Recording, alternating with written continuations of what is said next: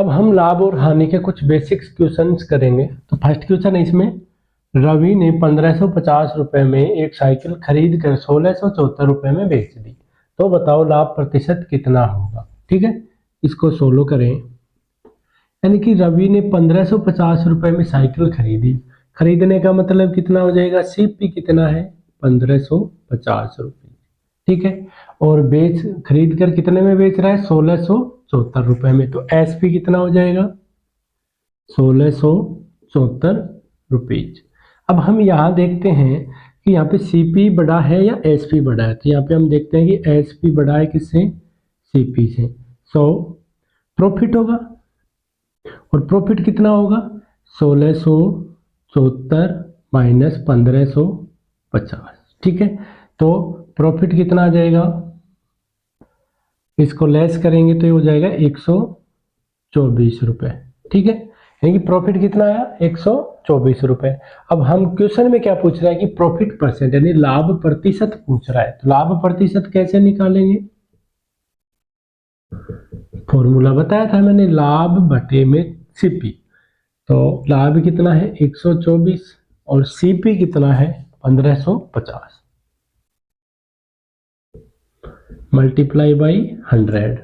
देखो 0 से 0 कट जाएगा, ये किससे कटेंगे 3 से, 3 5 जा 15, सॉरी 3 से नहीं कटेंगे 5 से कटेंगे, 5 3 15, 5 एकम 5, ये कट जाएगा 5 दूनी 10। ठीक है, अब इसको देखते हैं, 3 चौक 12, 4 एकम 4, तो ये कट जाएगा 4 बार, तो ये आ गया 4 गुणा 2, तो कितने प्रतिशत लाभ आ गया 8% लाभ। तो इसका राइट आंसर कौन सा हो जाएगा 20 का राइट आंसर हो जाएगा। ठीक है, कुछ नहीं करना, हमें देखना है एसपी बड़ा है या सीपी बड़ा है। इनमें से देखने के बाद में हम ये अनुमान लगा लेंगे, पता लगा लेंगे कि हमें प्रॉफिट हो रहा है या लॉस हो रहा है। ठीक है, अब आगे क्वेश्चन में जो पूछता है प्रॉफिट परसेंट पूछता है, तो परसेंट वाला फॉर्मूला लगाएंगे। ठीक है, और अगर प्रॉफिट पूछता है तो सीधा ही प्रॉफिट लिख देंगे इसमें। अब सेकंड क्वेश्चन है इसका, एक पंखा जिसका क्रय मूल्य 1200 रुपए को 1500 रुपए में बेच दिया जाता है, तो लाभ प्रतिशत ज्ञात करो।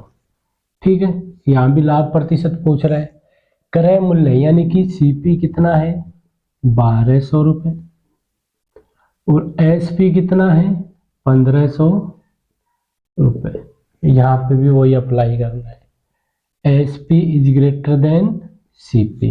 अगर एसपी बड़ा होता है तो प्रॉफिट होता है या लॉस, प्रॉफिट। प्रॉफिट कितने रुपीज का हो जाएगा 300 रुपीज का। ठीक है, अब हमें प्रॉफिट परसेंट निकालना है, 300 यानी प्रॉफिट डिवाइड बाई सीपी यानी 1200 मल्टीप्लाई 200, 20 से 20 कट जाएंगे। ठीक है, 3 1 जा 3, 3 4 जा 12, क्या आ गया 100 बटे 4, 4 का भाग देंगे 100 में, कितना आंसर आएगा 25% इसका आंसर आएगा, मतलब ऑप्शन डी आपका राइट आंसर होगा। ठीक है, थर्ड क्वेश्चन है, रुपए 10,000 यानी 10,000 की लागत की किसी वस्तु पर 50% की एकमात्र छूट, उस पर 40% तथा 10% की दो क्रमिक छूटों में कितना अंतर है। ठीक है, इसमें लागत दे रखा है 10,000 रुपए। ठीक है, छूट 2 बार दे रखी है, एक बार तो एकमात्र छूट दे रखी है और दूसरी बार 40% और 10%, दो अलग अलग क्रमिक छूट दे रखी है। ठीक है, तो इसको सोल्व करते हैं। एकमात्र छूट कितनी दे रखी है, छूट 50%। ठीक है, क्रमिक छूट,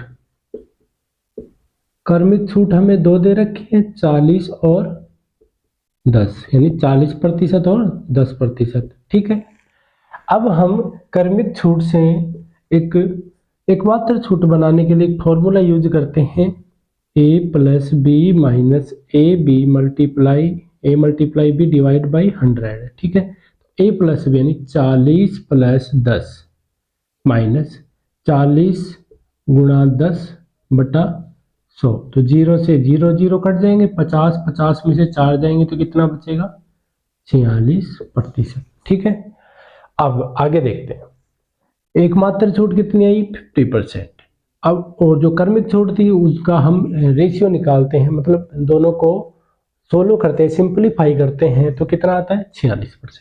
ठीक है, तो अंतर कितना आ जाएगा,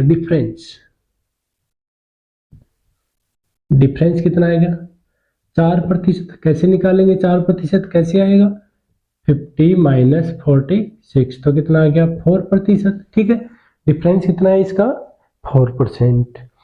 अब देखें 10,000 यानी कितनी थी लागत 10,000, तो 10,000 का 4% निकालें तो 0 से 0 कट जाएंगे, 4 मल्टीप्लाई 4 गुणा 100, तो कितना आ जाएगा 400 रुपये इसका आंसर हो जाएगा। ठीक है, तो 400 कौन सा है, ऑप्शन ए इसका राइट आंसर होगा।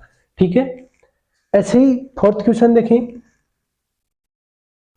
यदि रमेश एक फ्रिज को 8,064 रुपए में बेचता है, कितने रुपए में, सीपी यानी एसपी सॉरी, एसपी कितना है 8,064 रुपीज, तथा उसे 12% का लाभ भी प्राप्त होता है। कब प्राप्त होता है, जब इसको 8,064 में बेचता है तब उसको 12% का लाभ प्राप्त होता है।